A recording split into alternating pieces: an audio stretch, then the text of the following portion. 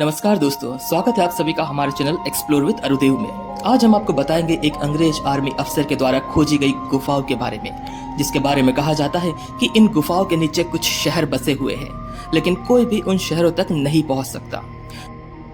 दोस्तों, वैसे सुनने में यह बात थोड़ी अजीब लगती है, लेकिन घोड़े की नाल के आकार में बनी ये गुफाएं हमेशा से लोगों के लिए रहस्य, रोमांच और कौतूहल का विषय रही है।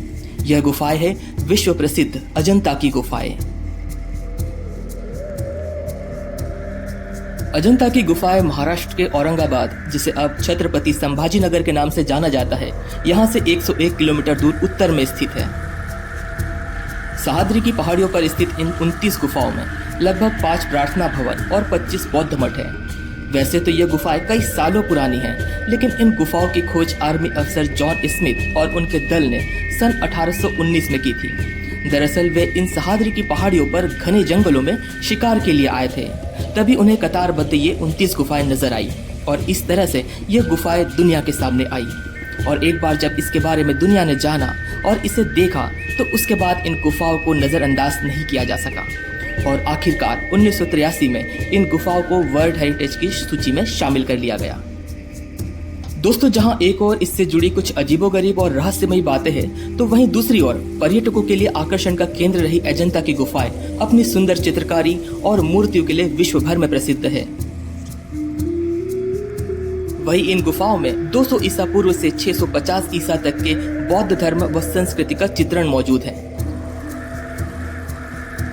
हरियाली की चादर ओढ़े यहाँ की चट्टानें अपने भीतर छुपे हुए इतिहास और उस काल की कहानी खामोशी से कहती नजर आती है। ये गुफाएं आरंभिक बौद्ध वास्तुकला, गुफा चित्रकारी और शिल्पकला की कुछ उत्कृष्ट उदाहरणों में से एक है। इन गुफाओं में भगवान बुद्ध को समर्पित किया गया चैत्य कक्ष, विहार और बौद्ध मठ स्थित हैं, जहां बौद्ध मठवासी ध्यान और भगवान बुद्ध के उपदेशों का अध्ययन किया करते थे।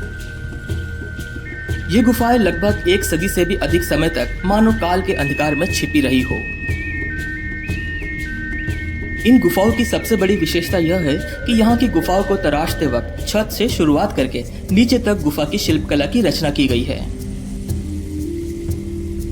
इन अजंता केव्स में जगह जगह पर खंभों का आधार दिया हुआ है और छोटे बड़े हॉल निकाले गए हैं। इन्हें बनाते समय चट्टानों की सफाई और उसमें बनाए गए शिल्प को रंग देने का काम एक साथ किया हुआ नजर आता है। वहीं दोस्तों, यहाँ की गुफाओं की रचना का काम 2 अलग अलग काल में किया गया है। पहले काल के सालों में मूर्तियों और वास्तुकला को रंग देने का कार्य नमूने के तौर पर किया गया था। ये आप गुफा नंबर 6 और 10 को देखने के बाद अनुमान लगा सकते हैं। ये काम शायद पहली और दूसरी शताब्दी के दौरान पूरा हुआ लगता है। वहीं दूसरा कार्यकाल लगभग 4वीं और 5वीं शताब्दी के दौरान था। इसका आरंभ वकाटक राजाओं की देखरेख में हुआ और इसी काल में चित्रकला का काम और तेजी से बढ़ा। दोस्तों, इन गुफाओं की दीवारों पर बनाए गए विषयों को देखा जाए तो वह भगवान बुद्ध और उनके जीवन पर आधारित कथा, जातक कथा को कहते नजर आते हैं।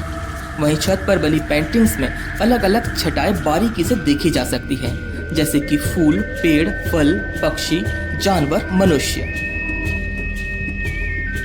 इन पेंटिंग्स के बारे में कहा जाता है कि पहले धातु मिश्रित मिट्टी लेकर उसमें चट्टानों में मिलने वाले पत्थरों के बारीक टुकड़े, वनस्पतियां, चावल का भूसा और रेत, इन सब का मिश्रण वे पेंटिंग्स के पहले इन दीवारों पर लगाते थे और आखिरी में नींबू के पानी से धोने के बाद अब ये दीवारें पेंटिंग के लिए तैयार होती थी।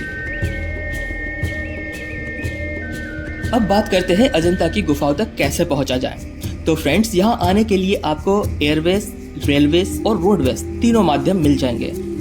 सड़क मार्ग से अजंता गुफा पहुंचने के लिए सबसे पहले आपको औरंगाबाद यानी कि छत्रपति संभाजी नगर आना होगा। उसके बाद औरंगाबाद से बस या टैक्सी के माध्यम से आप अजंता तक पहुंच सकते हैं। वहीं महाराष्ट्र के लगभग सभी बड़े शहरों से अजंता के लिए सीधे बसें मिलती है। बाय ट्रेन अजंता जाने के लिए आपको औरंगाबाद तक ट्रेन से आना होगा और यदि आप फ्लाइट से आना चाहते हैं तो निकटतम एयरपोर्ट औरंगाबाद और शिरडी इंटरनेशनल एयरपोर्ट है, जहां से आप बस या टैक्सी के जरिए अजंता केव्स तक पहुंच सकते हैं। दोस्तों, अगर आपको हमारे द्वारा दी गई अजंता केव्स से जुड़ी यह जानकारी पसंद आई हो तो वीडियो को लाइक और शेयर कीजिए और चैनल पर नए हो तो चैनल को सब्सक्राइब जरूर कीजिए।